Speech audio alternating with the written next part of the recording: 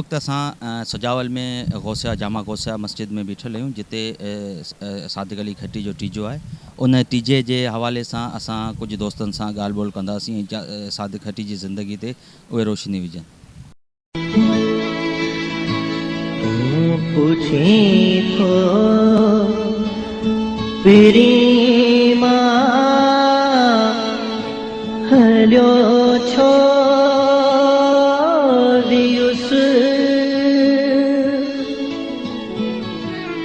बेहतरीन एक नफ़ीस इंसान हो। उन जे सजावल शहर ख़िदमतूं MRC जेका कंपनी उन खोली उन में बि केतिरनि माण्हुनि खे फ़ाइदो थियो, लोकल माण्हुनि खे बि, छो जो लोकल माण्हुनि जो आवाज़ न पहुचंदो। पर MRC खोलण खां पोइ हुते जॾहिं उन्हनि जी रिकॉर्डिंगूं थियूं, कैसेटियूं आयूं, त उन्हनि में कई नाला निकिता, कई फ़नकार हितां पैदा थिया। असां दुआ घुरियूं हर इंसान खे वञिणो आहे, असांखे इहा ई दुआ आहे उन जे लाइ ताला साईं उनखे जन्नतुल फिरदौस में जॻह अता फ़रमाए। सादिक खट्टी सिंध जो हिकिड़ो वॾो नालो हुयो।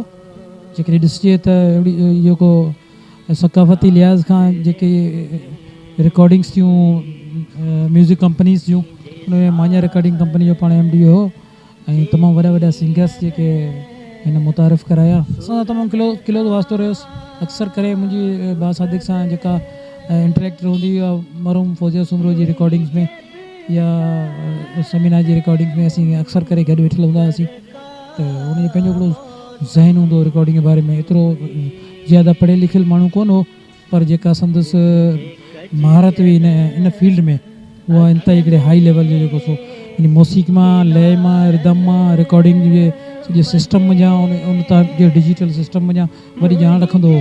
ऐं ॿी वरी उनजी सेकेंड पहलू त अलाह साईं उन्हनि खे हिकिड़ो मज़हबी घराणो बि हो, पंहिंजे वक़्तु नमाज़ी हुयो। असांजी दुआ आहे त अलाह साईं खे जन्नत में जॻह नसीब करे।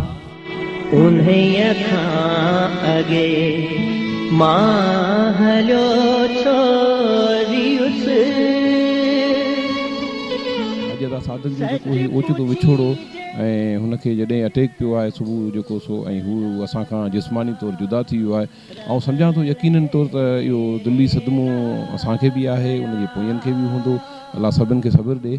पर ऐं सम्झां थो त सादिक तारीख़ में ज़िंदा रहंदो। इन ई करे त एतिरे क़दुरु जो जेके बि सिंध जे अंदरि जेके फ़नकार, जेके केस्टूं, जेके दुनिया जेके रहियूं आहिनि, उन जे हवाले सां ऐं ज़ाती तौरु ई सुजावल जे हवाले सां हिकिड़ो तमामु हिकिड़ी सुठी फैमिली जो फ़र्ज़ु रहियो आहे। त उन हवाले सां बि ऐं सम्झां थो त अलाह सादिक ज़ाहिरी तौरु ते असांखां विछड़ी वियो आहे, पर दिलनि में असांजे लाइ हमेशह ज़िंदा रहंदो। सादिक खट्टी जेको हिकु सुठो ऐं हिकु ईमानदार हिकु माण्हू शहर सुजावल जो, ऐं सियासी तौर सां उहो असां सां गॾु रहियो ऐं असां सां गॾु ई रहंदो हमेशह।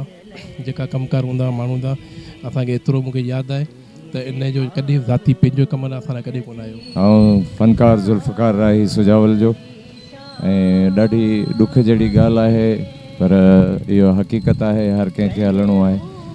अदा सादिक खट्टी जहिड़ो फ़नून लतीफ़ा जे हवाले सां इन सुजावल मां पूरी दुनिया में MRC कंपनी खे रोशन करायो। ऐं उनखां अलावा असां जहिड़ा काफ़ी अहिड़ा फ़नकार आहिनि जेके उन्हनि जे दस्ते शफ़क़त हेठि अॻिते परवान चढ़िया, ऐं काफ़ी अहिड़ा गीत मशहूरु थिया। हले मुंहिंजा मारू अहिड़ा, जन्नतुल फिरदौस आहिनि, भई कंदियूं महिराण जूं। पाण बहितरीनु रिकॉर्डिस्ट बि हुआ ऐं बहितरीनु इंसान बि हुआ, हमदर्द हुआ।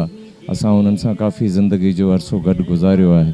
मुंहिंजी पहिरीं कैसेट बि हितां ई थी हुई ऐं उन्हनि जे ई शफ़क़त हथ हेठि अॼु इहा दुआ था करियूं त अल्लाह पाक उन्हनि खे जन्नतुल फिरदौस में आला मक़ाम अता करे। रूह जेर मठाए रखा रहन,